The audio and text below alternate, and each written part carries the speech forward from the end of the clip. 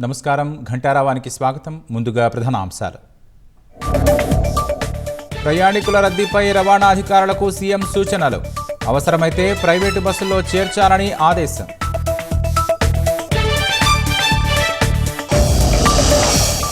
జనాభా ప్రాతిపదికన గ్రామ వార్డు సచివాలయాల క్రమబద్ధీకరణ.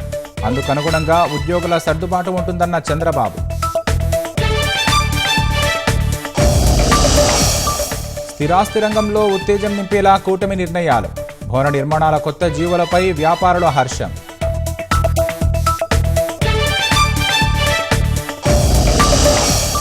హైదరాబాద్ నాంపల్లి కోర్టులో అల్లు అర్జున్కు ఊరట. ప్రతి ఆదివారం పిఎస్లో హాజరు నిబంధన నుంచి మినహాయింపు.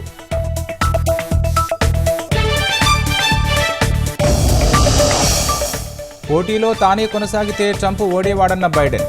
డెమోక్రాట్ల ఐక్యత కోసమే వైదొలిగినట్లు వెల్లడి.